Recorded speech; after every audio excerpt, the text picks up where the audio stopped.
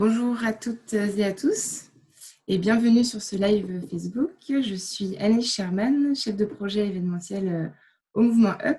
Le Mouvement Up, c'est une communauté et un ensemble de médias qui est spécialisé dans le journalisme de solutions et qui met en lumière les acteurs du changement qui tous les jours ont décidé d'œuvrer pour le bien commun. Alors nous nous retrouvons ce matin dans le cadre du programme Mouvement Up Factory, organisé en partenariat avec Accenture et groupe SOS Pulse. On a lancé ce programme il y a 5 ans et c'est un programme de pré-incubation qui soutient la nouvelle génération d'innovateurs à impact positif. Dans ce cadre, nous organisons notamment des événements gratuits et ouverts à tous pour permettre justement à ces jeunes pousses de découvrir les expériences d'entrepreneurs chevronnés sur des thématiques qui sont propres à l'entrepreneuriat social. Le thème de ce matin, c'est comment rebondir après un échec et justement essayer de comprendre ce qu'est l'échec et comment y faire face. Nous allons donc tâcher de vous livrer de précieux conseils pour rassurer l'entrepreneur sur cet aspect et lui montrer que ces difficultés, il faut en faire une force. Alors, nous sommes ensemble ce matin pendant 45 minutes à peu près. Les 30 premières minutes, nous allons donc décrypter et dédramatiser l'échec. Et à la fin, on prendra 15 minutes. On accueillera un porteur de projet que nous accompagnons pour échanger un peu sur son aventure et qui nous témoigne aussi son ressenti sur la question. Mais aussi vous, si vous nous écoutez, n'hésitez pas à poser vos questions sur le live Facebook ou sur Zoom directement. Alors pour ce 5e temps d'inspiration, nous recevons Guillaume Mullier, qui est président de Dimo Software et président de l'association 60 000 rebonds. Bonjour Guillaume, merci beaucoup d'être présent ce matin. Oui. Bonjour à toutes et à tous. Vous avez appris tout au long de votre parcours à considérer un échec professionnel non comme une fin en soi, mais plutôt comme une étape d'une vie. Vous mettez aujourd'hui votre expérience au service des autres en pilotant les activités de l'association 60 000 rebonds. D'abord, est-ce que vous pouvez vous présenter rapidement et nous présenter l'association en quelques mots? D'accord. Bonjour, Guillaume Mullier. J'ai 58 ans. Je suis divorcé 2 fois. J'ai 4 garçons et ma compagne a 2 filles. Nous avons 6 petits-enfants. Après une école de commerce dans le Nord, j'ai différentes expériences professionnelles. Puis, j'ai eu l'occasion de créer Dimo Software, la société que je préside, avec 5 autres associés en 1995. On est dans le logiciel, différents domaines, trésorerie, CRM, notes de frais, et j'en passe, et qui compte aujourd'hui 420 salariés. On a, par ailleurs, j'ai eu l'occasion de lancer le réseau Entreprendre sur la région Rhône-Alpes en 92, avec des cousins. J'ai eu d'autres expériences qui ne sont pas professionnelles, mais qui sont dans le monde des associations, telles que le pilotage, l'appel d'une école et la gestion du scoutisme, qui est une très très belle expérience humaine de management. Manager des bénévoles, c'est pas simple toujours. Au niveau personnel, j'ai eu un problème assez important parce qu'en 98, donc j'ai fait ma boîte en 95 et en 98, je fais un burn-out assez magistral qui se suit de 2 ans de dépression. Et en fait, il s'avère que c'est de la maniaco-dépression où je retombe ensuite en phase maniaque et dépressive 2-3 fois, et ce qui perturbe quelque peu ma place dans l'entreprise. On pourra en reparler un peu plus en détail. Et puis par ailleurs, donc depuis 2016, je suis à mi-temps dans l'entreprise. Et l'autre mi-temps, je le consacre à une association qui a été lancée par Philippe Rambaud, qui lui-même a connu la faillite en 2008 et qui a créé une association en 2012 qui s'appelle 60 000 rebonds et qui contribue à accompagner les dirigeants qui ont tout perdu pour les aider à repartir sur un nouveau projet professionnel. Aujourd'hui, c'est à peu près 1200 bénévoles, 40 villes, et on accompagne 750 entrepreneurs. Bon. Sujet, sur le plan personnel, je fais de la montagne, du bûcheronnage, et bien d'autres sujets encore. Super, merci beaucoup. Alors, pour commencer, on va rentrer tout de suite dans le vif du sujet. C'est quoi pour vous un échec et quelle forme prend l'échec pour un entrepreneur? Je ne suis pas un grand théoricien, mais pour moi, un échec, c'est quand je tente quelque chose et que j'échoue d'atteindre la finalité que je me suis fixée. Euh, Néanmoins, ce qui est plus important que l'échec, c'est d'entreprendre. Donc, d'avoir envie d'oser, d'avoir l'audace d'essayer. Et je pense que d'ailleurs, je connais bien, je vous enverrai une petite tirade à M. De Teuf, qui disait l'homme devient vieux le jour, enfin l'homme grand H, Anaïs, il ne faut pas avoir de sexisme, l'homme grand H devient vieux le jour où il cesse d'avoir de l'audace. Et donc, je crois que l'audace, c'est d'entreprendre. Entreprendre, c'est de faire des choses avec. Et faire des choses avec, c'est-à-dire de se choisir des compagnons pour une aventure. Là, il peut y avoir une première cause d'échec. C'est dans le critère de choix, de bien se connaître. Donc, de bien se connaître. Et donc, il faut se connaître soi-même pour bien connaître l'autre et voir si on pourra travailler ensemble, faire des choses ensemble, avoir le goût d'une complémentarité et de différences acceptées sur le fait de pouvoir travailler en équipe sur un projet. Là, on peut avoir des échecs, par exemple, si on se trompe de personne, si une personne se démotive ou est démotivée, qu'on n'arrive pas à la motiver et auquel cas, ça peut compromettre la réussite d'un projet. Maintenant, on en parlait avec Pierre qui va nous rejoindre tout à l'heure, un petit peu en off, mais l'échec peut contribuer aussi à progresser. Et un échec qu'on peut voir sur un certain angle peut être vu de manière plus large comme finalement une réussite. Alors, il disait que lui, dans son sport, il avait perdu tous ses matchs pendant toute l'année. Et je lui dis, ça tombe bien, moi j'ai fait du hockey sur glace et j'étais pas très bon au niveau des résultats de notre équipe. Et de fait, par contre, le fait d'être face à cette difficulté, de perdre des matchs, eh bien, peut-être que ça contribue aussi à recréer une vraie solidarité. Et en fin de compte, à quoi sert le sport? Le sport, c'est se forger, mais aussi se donner l'esprit de l'effort et d'un engagement collectif. Et probablement que le fait de perdre un certain nombre de matchs nous amène à nous reconsidérer et nous amène aussi à créer une solidarité et des équipes qui s'entendront bien, même au-delà de cette époque de jeunesse, et on se retrouve. Et finalement, on pourra partager des expériences qui sont peut-être plus marrantes que si on avait eu un cador super buteur, qu'on gagnait tous les matchs, mais qu'on se serait finalement peut-être pas bien entendu. Donc l'échec, c'est vrai que on peut en parler pendant des heures, mais l'échec peut amener le bonheur, aussi sûrement que la réussite peut amener le malheur.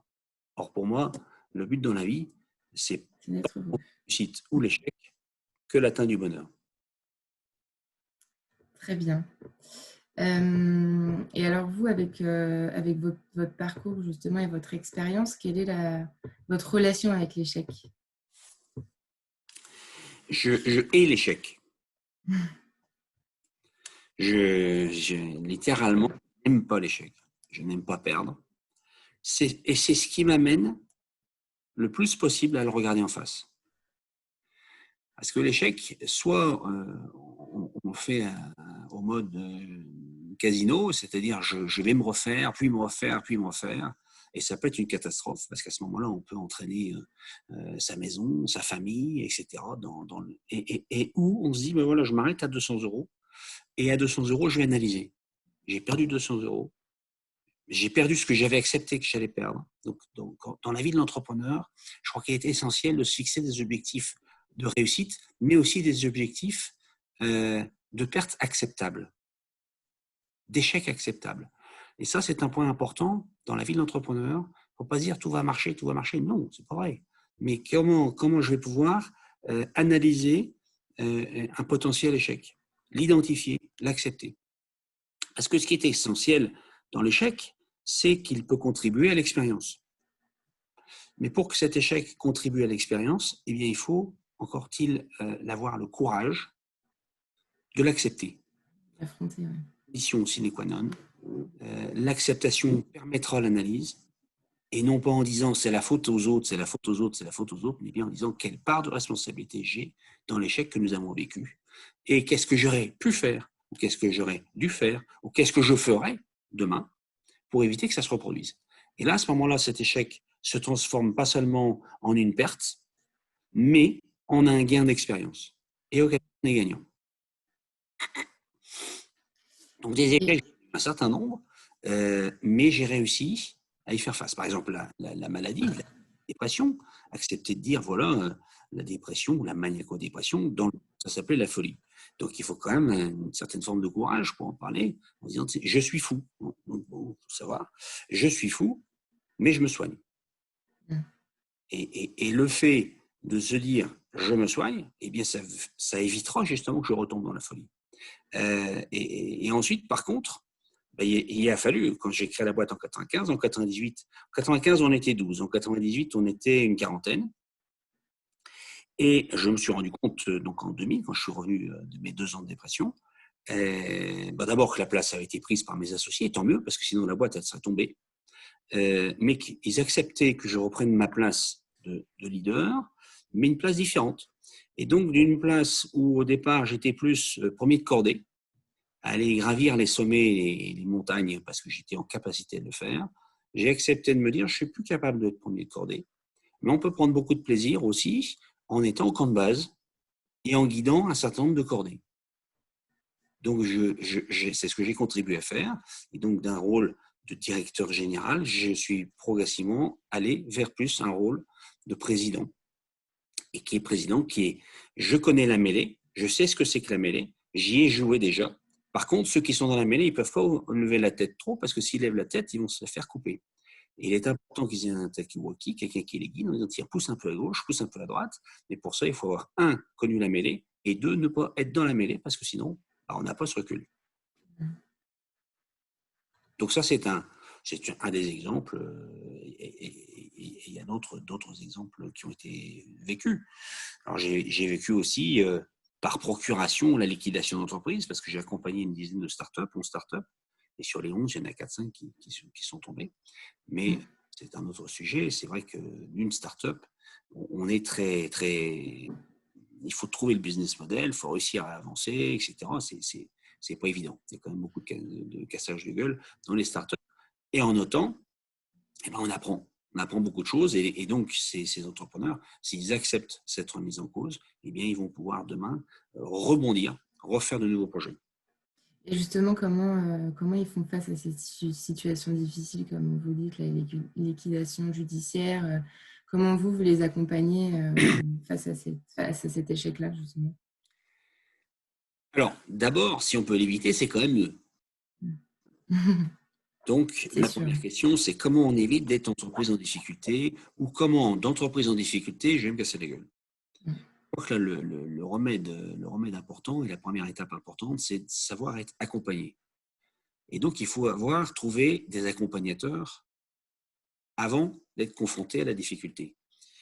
Si vous avez votre voiture et un voyant rouge qui s'allume, vous avez 2 façons de faire. Soit vous continuez en disant je m'arrêterai plus tard, je verrai, parce que je ne sais pas qui appeler. Et puis votre moteur peut péter parce qu'il vous manque d'huile. Et donc vous faites un carambolage monstre et donc une catastrophe sur l'autoroute. Et plusieurs morts, etc. pour un litre d'huile qui vous fait défaut. Soit vous vous garez tout de suite, rapidement, et vous appelez le bon garagiste que vous avez pris le temps de connaître. Et les garagistes vont dire c'est quel bon? Surtout, tu ne bouges pas. Tu ne bouges pas. Le dépanneur, tu dis qui t'amène 2 litres d'huile. Ça vous coûte un dépannage. Pour le dirigeant, c'est un peu pareil sur un plan qu'on oublie très souvent de faire. C'est de se trouver un bon docteur. Et ça, c'est indispensable. Quand vous êtes, si on fait le parallèle avec la montagne, quand vous êtes sur des collines en bas de plaine, on peut très bien se promener avec des copains, en famille, etc. Et si vous montez et faire des sommets, des 6000, dans des crevasses, dans des avalanches, et tout ça, si vous êtes entre copains qui ne connaissent rien, il y a forte chance pour que la première crevasse, vous tombiez dedans et qu'il n'y ait personne qui vous en sorte. Donc, quand on monte en entrepreneur, en prenant de plus en plus de risques, parce qu'on est attiré par ça, par ce risque, par ces choses-là, il est essentiel d'être accompagné par des gens d'expérience. Et à ce titre, en titre perso aussi, quand on est entrepreneur, on subit des stress qui sont importants. Et ces stress peuvent se traduire par des problèmes médicaux. Et là, c'est pareil, si vous prenez le problème au plus tôt, vous évitez de vous détruire complètement.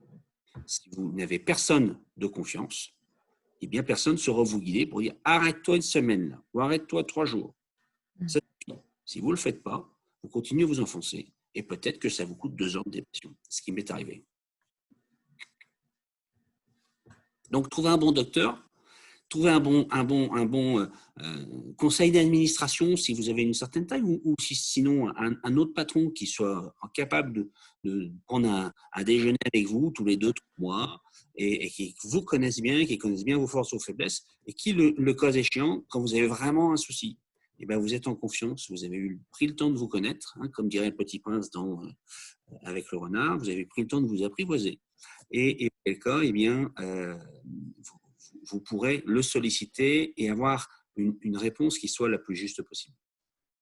Alors, vous parlez de 60 000 rebonds, comment on accompagne nos dirigeants? Déjà, malheureusement, en France, je sais pas si c'est une question plus tard, ça, mais bon, en France, l'échec, c'est tabou. La maladie, c'est tabou. La faillite, c'est tabou. Et l'échec, c'est tabou. Et ça, c'est une vraie connerie. Hein, c'est une vraie connerie parce que quand on se met dans l'échec, si on refuse cet échec, un petit peu ce que je vous disais par rapport aux joueurs de casino, je vais me mettre dans une spirale qui va entraîner au-delà de l'entreprise, l'échec de l'entreprise, qui risque d'entraîner un échec personnel, un échec familial, un échec, donc un triple traumatisme qui sera financier aussi, puisque vous perdrez vos revenus, vous n'aurez pas anticipé de prendre une assurance, un échec de fierté, parce que votre entreprise elle sera au tapis, et ça peut être aussi un échec familial, de relations personnelles, parce que si jamais vous êtes allé trop loin, vous pouvez mettre votre maison en garantie, mentir à votre conjoint sur la situation réelle, et auquel cas, tout ça va se cumuler. Et on arrive aux 3D, qui sont dépôt de bilan, dépression, divorce, qu'on retrouve très régulièrement. C'est pas très fun. Non, c'est la suite logique. Non, c'est pas fun. Si en plus, vous tapez un divorce, c'est pas fun non plus. Si en plus, vous tapez une dépression, c'est pas fun non plus. Mais si vous tapez les 3, là, vous êtes au fond du trou. Ça peut se transformer en 7D, déni, dépôt de bilan, dépression ou déprime, divorce, déménagement, hein, vous voyez même plus vos enfants, dettes perso, parce que vous avez contracté des dettes à titre perso, et puis ça peut être aussi le décès. Donc, je ne le souhaite à personne, mais de par le déni de l'échec, c'est un risque qui n'est pas négligeable, tout cet enchaînement. Donc, les gens, quand ils arrivent, déjà, on les remet, l'association, on les remet en collectif. On les sort de la solitude. Parce que la solitude, elle est absolue pour certains d'entre eux. Et ça, c'est un point important. C'est très simple. Il suffit de les remettre en groupe. Vous mettez les gens en groupe. Là, c'est horrible avec votre écran, là, c'est terrible. Mais bon, je préfère en physique, bien sûr. Parce que je ne vois pas les gens. Mais vous les mettez en groupe et tout de suite, ça va beaucoup mieux. Et ensuite, vous recréez une solidarité. C'est-à-dire que ce sont des entrepreneurs qui se sont plantés. Mais dans entrepreneurs qui se sont plantés, il y a aussi et surtout entrepreneurs. Et donc, si jamais vous les remettez ensemble, tout de suite, il faut avoir envie de se remettre en solidarité entrepreneuriale. Filer un coup de main aux autres projets. Et j'ai des exemples qui sont assez sympas. Et ensuite, on va faire un travail néanmoins personnel. C'est-à-dire qu'on a des coachs confirmés, certifiés. Donc, c'est le travail d'accompagner des dirigeants. Et là, ils viennent gracieusement accompagner ces dirigeants qui ont traversé de grandes souffrances pour les aider à faire le point sur leur échec, la courbe de deuil, accepter de tourner la page et retrouver un projet professionnel. Et on a d'autres bénévoles qui sont plus sur le plan entrepreneurial, donc soit des entrepreneurs, soit des cadres de direction, et qui vont aider l'entrepreneur en rebond. Dans l'association, on n'appelle pas entrepreneurs en faillite, on les appelle entrepreneurs en rebond, EER, c'est plus sympa. Hein. C'est un peu que... et donc, on a d'autres patrons ou d'autres cadres de direction qui vont travailler avec eux leur projet pour vérifier est-ce qu'il est pérenne et réussir à le lancer, sachant que 50% des rebonds se font en entrepreneuriat et l'autre partie se font en salariat. C'est-à-dire qu'ils vont trouver un job de cadre de direction, etc. D'accord. Et comment ils rebondissent alors concrètement? Est-ce que vous avez un ou deux exemples, une belle histoire à nous partager qui redonnerait un peu d'espoir après les Hein? CFD? Des belles histoires. Bah, déjà, ce qui est sympa, alors, en général, le rebond moyen, c'est 8 à 10 mois si c'est du salariat, et c'est 15 à 18 mois si c'est de l'entrepreneuriat, ce qui est assez rapide. Ils disent tous, quand on fait des études, qu'ils auraient mis sans doute au moins 2 ans de plus, 2 ans de plus à rebondir s'ils n'avaient pas été dans cette dynamique de solidarité, d'entrepreneuriat et d'entraide. Ensuite, il y a différents projets. Par exemple, il y en a un qui veut réhabiliter le jean français. Et pour qu'on arrête de polluer la planète, il veut faire du jean en lin. Et donc, ça, c'est un champion du monde de la com. Il est extraordinaire, il relance ça. Et donc, si vous voyez jean, vous tapez jean en lin, vous serez chez lui. Et ça s'appelle le coq, le jean gaulois. Jean gaulois, je crois. Et donc, bon, ça, c'est un exemple. Un autre exemple très sympa, c'est Catherine qui, en fait, était dans... Elle faisait des charpentes. Elle s'est plantée à cause de certains gros projets où elle n'avait pas été payée. On n'est pas là pour analyser la cause de la liquidation ou de la faillite. On est là pour plutôt regarder les gens et les aider à repartir.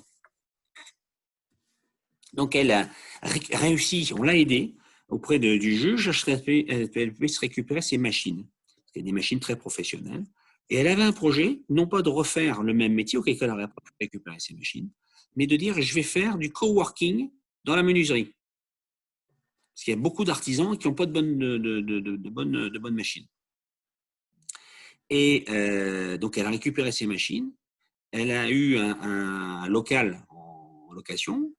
Très bien. Et puis, son souci, c'est qu'elle n'avait plus d'argent pour installer les machines, se mettre à la norme électrique, se mettre à la norme de ventilation, d'aspiration, etc.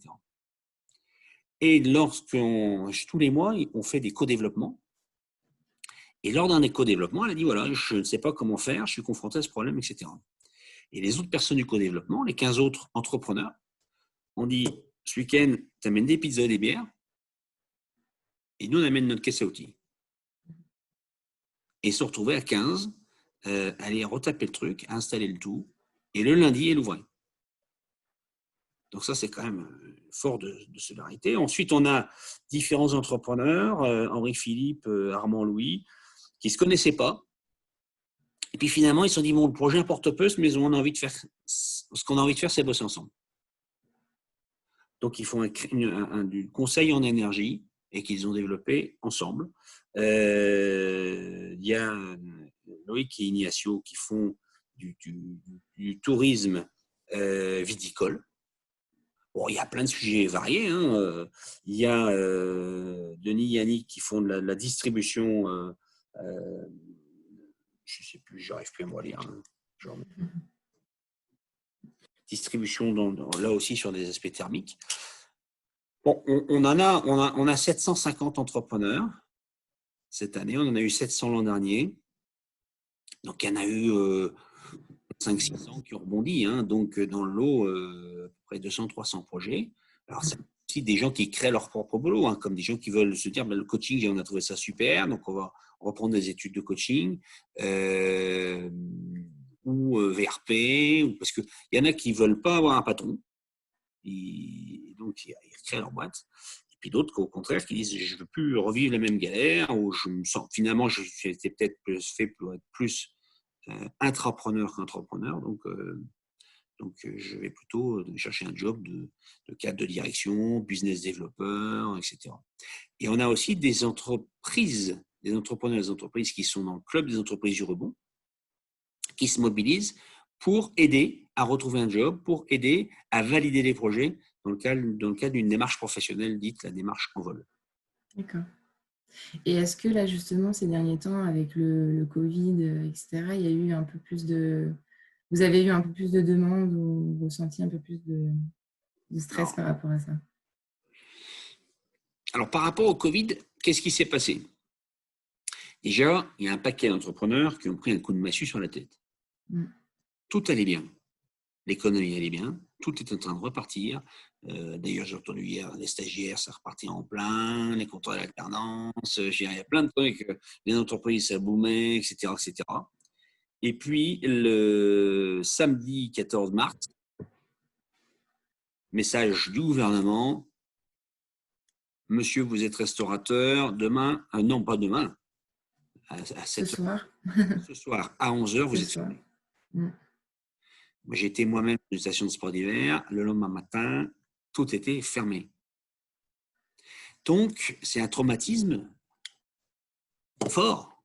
Quand vous êtes entrepreneur, vous êtes restaurateur depuis 20 ans, 20 ans, vous faites du 6 jours sur 7, du 7 jours sur 7 là-bas en montagne. À Richebourg, Monique était sur 7 sur 7, sauf 15 jours de congé par an.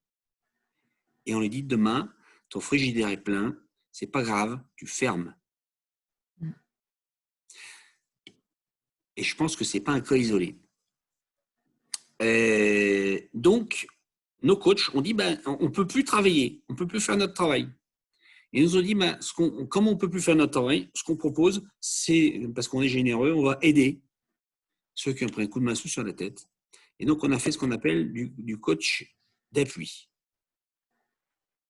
Non pas pour les dirigeants qui ont fait faillite, mais là, on est sorti du cadre de l'association, mais pour ceux qui ont pris un coup sur la tête, pour les aider à y voir clair, se réorganiser, comment ils vont bénéficier des aides de l'État, etc., les chômages partiels ou pas, tout ce qu'il fallait faire. Donc ça, c'était la première action qu'on a faite. Et en 10 jours, on a monté un webinar et on a eu 1500 inscrits. Vous connaissez la difficulté de faire un webinar. Hein, Oui.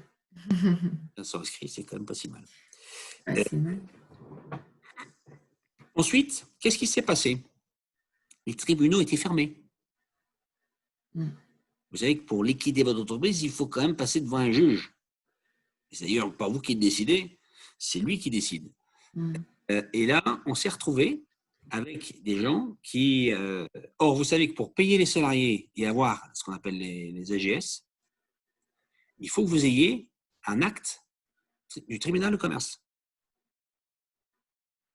Donc là, en l'occurrence, comme ils étaient fermés, eh bien, un certain nombre d'entreprises se sont retrouvées dans l'incapacité de faire face à leur salaire, mais en plus, ne pouvant pas bénéficier des AGS parce que les tribunaux étaient fermés.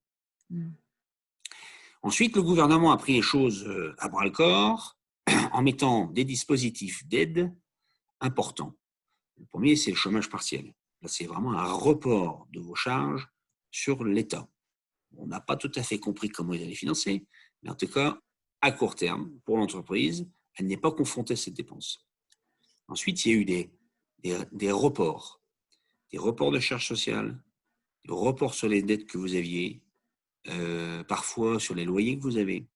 Et en plus de ça, vous pouvez contracter un prêt si votre entreprise allait bien avant le Covid. Si elle n'allait pas bien avant le Covid, c'est quand même le banquier à 10% de responsabilité sur l'engagement. Donc, il a le droit de dire « je ne prête pas ». Donc, tout ça fait qu'à court terme, je pense qu'on n'a pas une recrudescence de liquidation. Et puis en plus, les gens disent on va attendre de voir après Covid pour se rendre compte, etc. Mais il y a quand même, par contre, certaines grosses boîtes qui sont cassées la gueule, qui ont fermé. Je pense qu'elles allaient déjà avant. Vous prenez Conforama, vous prenez André, Léal, je ne sais plus s'il y a eu encore, il y en a eu un certain nombre de belles grosses boîtes. Et les plus petits, je pense, se battent, espèrent. Moi, je ne suis pas très optimiste parce que tous ces transferts, tous ces reports de dépenses, on va se confronter un jour face à une exigibilité et à devoir les payer. Or, il va falloir que les entreprises elles retrouvent une rentabilité même dans un marché perturbé, parce que le marché est encore perturbé, et en plus devoir rembourser ses dettes, rembourser ses emprunts. Donc, pour l'instant, il n'y a pas de recrudescence de liquidation. Je pense qu'il y en aura sur la fin d'année et l'année prochaine, malheureusement. Oui, malheureusement. Et tout à l'heure, justement, vous abordiez le fait que l'échec était un peu tabou en France par rapport aux États-Unis où ils ont une culture un peu différente. Selon vous, pourquoi on a une mauvaise image de l'échec en France aujourd'hui?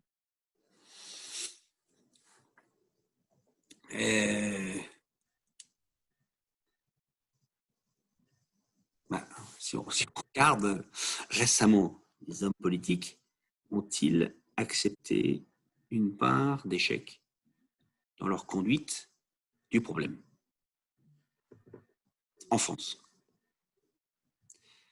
Ils ont dit on fait des prêts, on paye, machin, etc. Mais à aucun moment, il y a eu un dirigeant, Premier ministre, président, qui a dit on était mauvais, on n'a pas de masque, donc on est obligé de faire un confinement plus long. Ils l'ont pas dit ça. Ils ont dit il n'y a pas de masque, donc les masques, c'est pas indispensable. Et puis après, ils ont dit les masques, on les a, donc ils deviennent indispensables. Si vous n'avez pas avec vos masques dans le transport en commun, vous avez une amende. Roosevelt dit réussir, c'est d'aller d'échec en échec sans perdre son enthousiasme. Mandela, qui est aussi plus anglo-saxon, qui disait quand j'entreprends, soit je réussis, soit j'apprends. Lincoln, il a été élu, je crois, à la sixième fois où il s'est présenté. Il s'est cassé la gueule 5 fois, et la sixième, il dit putain, j'ai bien fait de me planter 5 fois.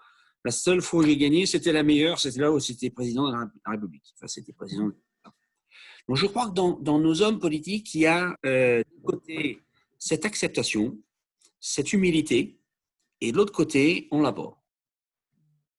Dans l'école, quand vous faites une dictée, on vous juge sur les fautes. On ne vous juge pas sur les mots justes. Donc tout ça, en fait, ça ne vient pas que du plan économique. Hein. Je crois que c'est vraiment ancré dans nos gènes. Plutôt que de dire, voilà, c'est super, tu as écrit 850 mots justes et 15 mots faux, on va dire, voilà, c'est rouge, il y a 15 mots faux, c'est terrible. Tu as 5 sur 20. Et au sein de l'entreprise, c'est un peu pareil. Or, moi, si je vous recite encore Auguste de Teuf, à propos de Holbar en tant que confiseur, il dit si vous avez un collaborateur qui échoue, félicitez-le d'avoir essayé.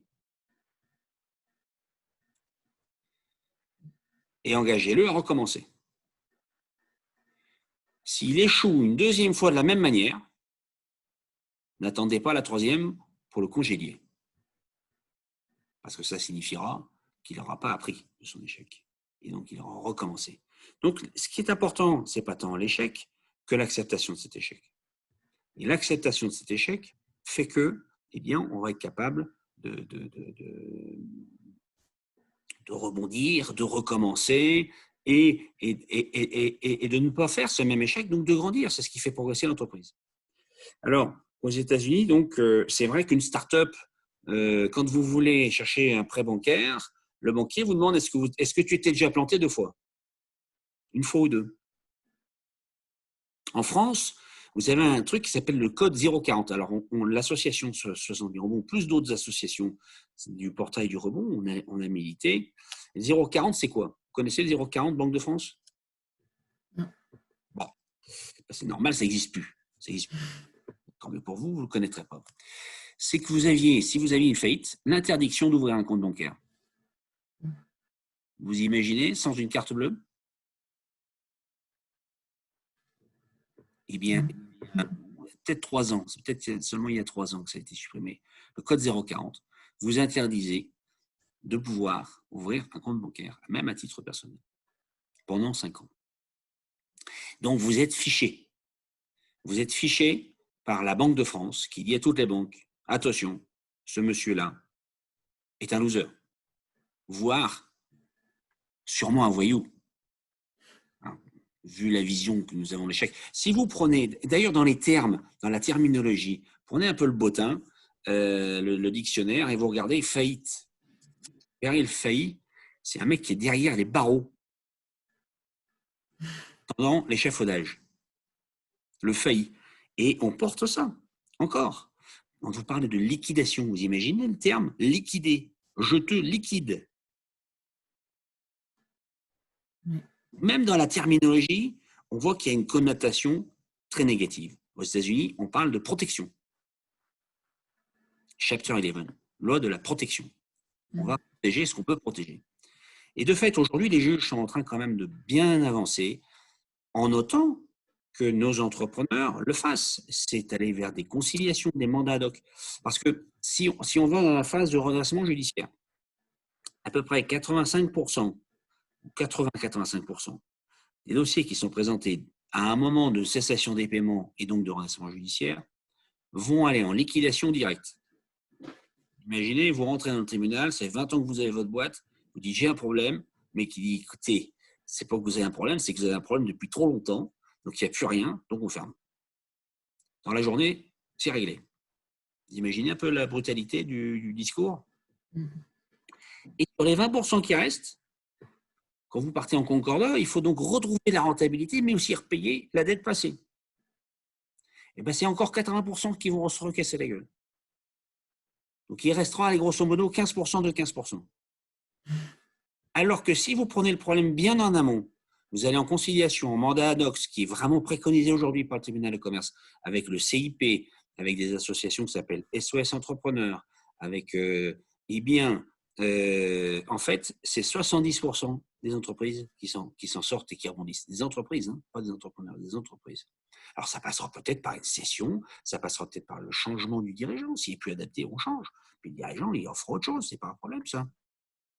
Nous, d'ailleurs, on les accepte, ces dirigeants-là, encore mieux que ceux qui liquident. S'ils ont perdu leur boîte mais en la transmettant intelligemment et qu'ils n'ont pas fait une fortune de leur truc, parce que s'ils ont fait une fortune, ils peuvent se payer leur accompagnement. Et si jamais ils n'ont pas fait une fortune, mais au contraire, ils ont été séchés, même par cette transmission, on va les accueillir et les aider à rebondir. Donc ça, c'est vraiment une définition. Alors, comment on fait? Nous, c'est très simple. On fait par l'exemplarité. C'est-à-dire que les entrepreneurs qui ont donc connu la liquidation de leur entreprise et qui ont connu le rebond vont pouvoir, à ce moment-là, témoigner. Ils vont devenir, on leur donne un nouveau titre, c'est les ambassadeurs du rebond. C'est mieux qu'ambassadeur de l'échec. Mais pour rebondir, il faut toucher le sol. Et vous avez aussi une activité de plaidoyer pour sensibiliser justement la société civile à cette question. Je vous ai pas entendu, excusez-moi. Je disais, vous avez aussi donc une activité de plaidoyer pour sensibiliser la société civile à cette question. Est-ce que vous sentez qu'il y a eu une évolution ces dernières années? Et comment vous mettez en œuvre justement ces actions de plaidoyer? On sent clairement une évolution.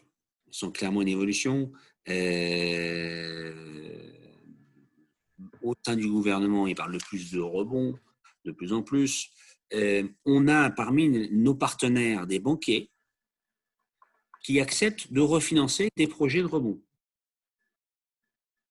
Donc, alors que jusqu'alors, il y avait un sticker jaune ou rouge sur le front du gars et jamais, si tu as liquidé ta boîte, un banquier allait dire je reprête à quelqu'un qui a planté une boîte.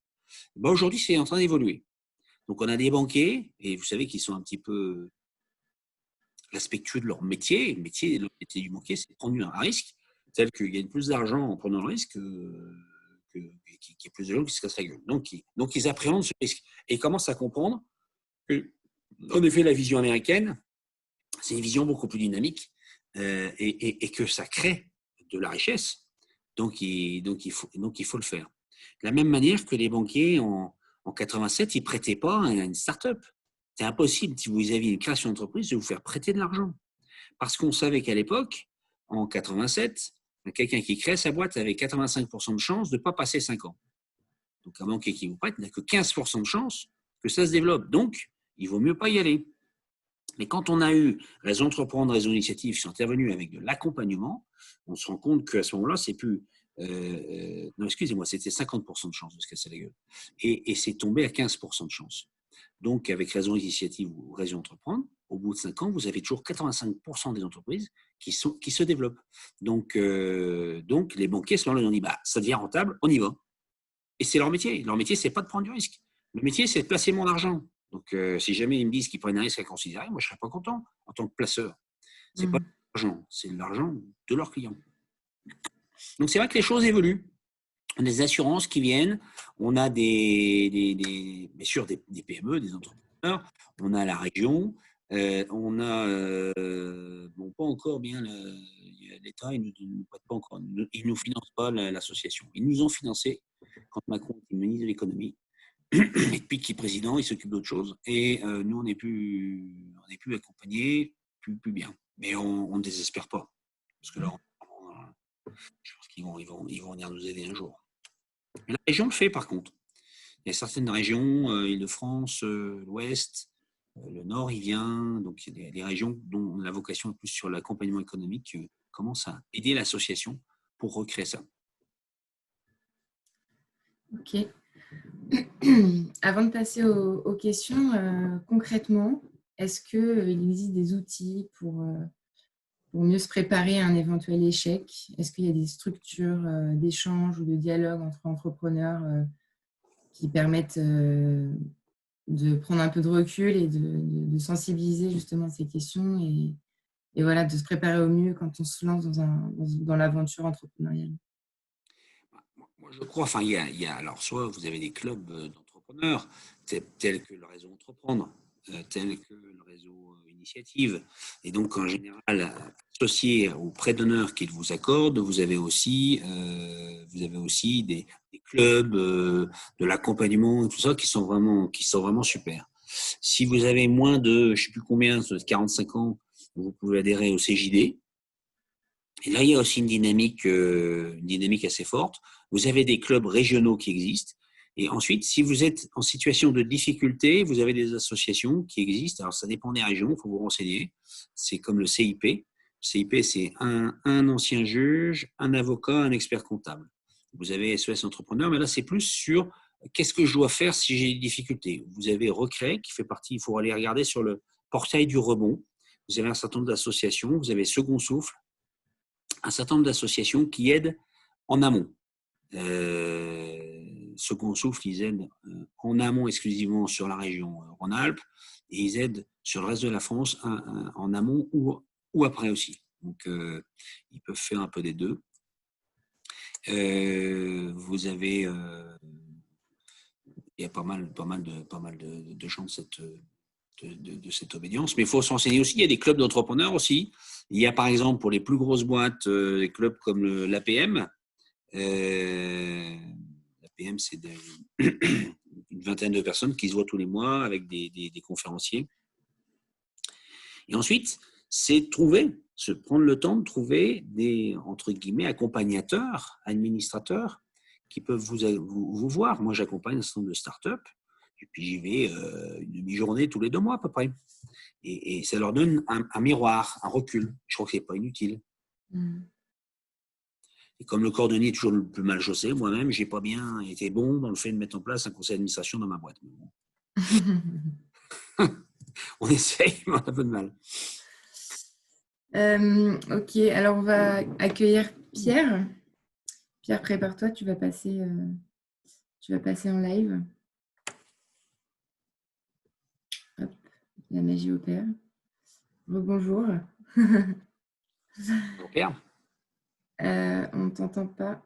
Tu enlèves ton micro. Bonjour Anaïs, bonjour Guillaume, bonjour tout le monde. Bonjour. Merci d'avoir accepté d'apparaître en direct. Je te laisse te présenter un peu ton projet et si tu as des questions pour Guillaume, c'est ton moment. Merci. En quelques mots, je m'appelle Pierre Paco et aujourd'hui, je suis le président de Télécope. Alors, je vais vous en dire 2 mots. En gros, Télécope, c'est le premier opérateur télécom coopératif et engagé dans la transition écologique et solidaire.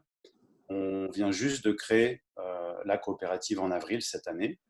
Et le lancement de notre première offre, qui sera un forfait mobile, est prévu d'ici la fin 2020. Actuellement, on est en train de former notre communauté de futurs clients, de bénévoles, de partenaires. Donc, j'en profite de faire ma pub, hein, mais si vous êtes intéressé, si le projet vous intéresse, n'hésitez pas à nous suivre sur Facebook, à vous abonner à notre newsletter sur notre site internet pour avoir plus de contenu exclusif et puis plus, si affinité, si le projet vous parle, il y a tout un tas de choses en ligne. Je m'arrête là pour Télécope et je voulais réagir sur quelques éléments. Merci beaucoup, Guillaume. Moi, je t'ai écouté avec une grande attention et j'ai noté. Moi, je me suis noté quelque chose en particulier que je vais faire, je pense, dans la prochaine semaine, c'est fixer des limites d'échec acceptables. Tu as dit ça, j'ai trouvé ça super, donc je me permets de le répéter tout simplement, en fait, parce que c'est quelque chose qu'on n'a pas fait. Je ne sais pas s'il y a d'autres gens parmi les gens qui écoutent et qui suivent qui l'ont fait, mais je trouve ça super. Effectivement, on se fixe des objectifs, on essaie de suivre des KPI, de se dire voilà, est-ce qu'on arrive à nos objectifs, comment est-ce qu'on fait pour atteindre telle ou telle levée de fonds, tel ou tel nombre de potentiels prospects, etc., etc. Mais on ne se dit jamais, OK, jusqu'où, dans l'autre sens, on accepte d'aller. Donc ça, j'ai trouvé ça super. Merci beaucoup. Et je me suis aussi noté quelque chose que tu as dit que j'ai trouvé très chouette parce qu'au tout début, en phase avec l'actualité, c'est-à-dire l'échec, c'est comme perdre des matchs et c'est quelque chose qui va recréer une vraie solidarité. Et en fait, quand j'ai entendu ça, ça fait écho à la crise actuelle en fait. Et de ce que je ressens qui s'est un petit peu passé à l'échelle locale, à l'échelle des copropriétés, à l'échelle aussi des structures comme la tienne, comme différentes structures d'accompagnement qui se sont dit finalement ce qui est en train de se passer là, c'est un peu un échec collectif de notre société. On n'a pas pu anticiper, on n'a pas réussi à se préparer bien, etc. Et du coup, il y a eu un élan de solidarité. Et ça, je pense qu'on l'a tous plus ou moins constaté. Et du coup, finalement, super, complètement d'actualité. Et je pense que c'est très inspirant pour tous les entrepreneurs qui nous écoutent et qui nous suivent. Et voilà. Et la dernière chose que je me suis notée, quand on parlait un petit peu de pourquoi l'échec n'est pas accepté, qu'est-ce qu'on peut faire en termes aussi culturels, je me suis noté compétition vs coopération. Parce que la raison aussi pour laquelle on a décidé… Moi, je parle souvent de coopétition. Je ne connaissais pas ce terme, c'est super. Mais pour nous, c'est essentiel parce qu'on crée une coopérative d'intérêt collectif. Et notre but, c'est la coopération. Notre but, c'est vraiment de faire ensemble. Et c'est dans nos statuts, c'est dans nos valeurs fondamentales. Et je pense que c'est quelque chose qui contribue aussi à se dire les choses, à accepter d'avancer ensemble, à rebondir justement. Et du coup, je voulais aussi dire ça, c'est qu'à l'école en France, j'ai eu la chance d'avoir un parcours où j'ai étudié à la fois aux États-Unis et en France. Et du coup, j'ai pu aussi faire la distinction entre les systèmes éducatifs et les valeurs qui sont mises en avant. Et c'est vrai que la coopération, c'est essentiel. Il faut beaucoup plus qu'on la mette en avant dans nos interactions. Et finalement, ça enrichit énormément, je trouve, un parcours de vie, à la fois d'un entrepreneur, mais aussi d'un salarié, etc.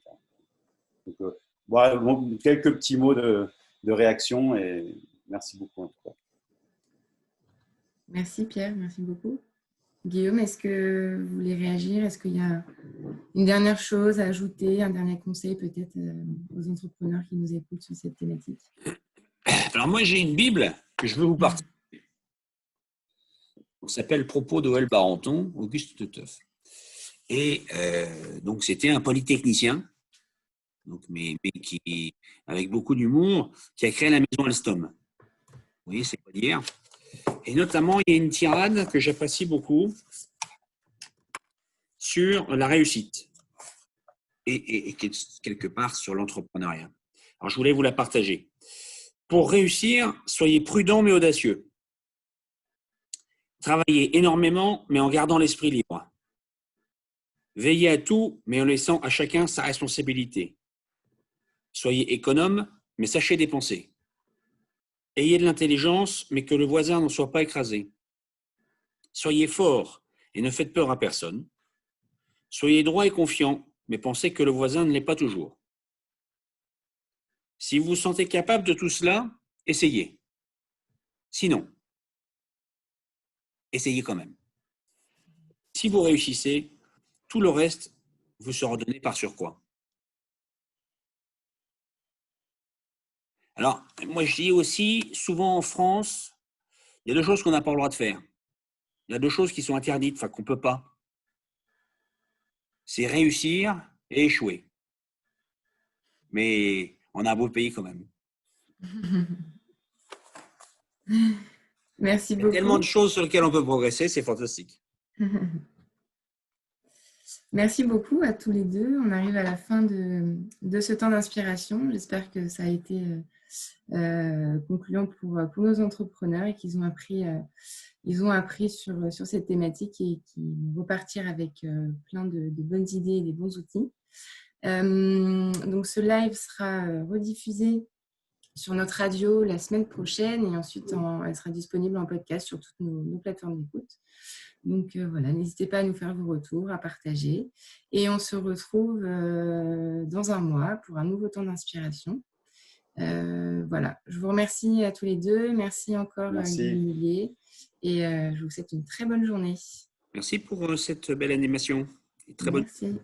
Bonne journée. Au revoir. Au revoir.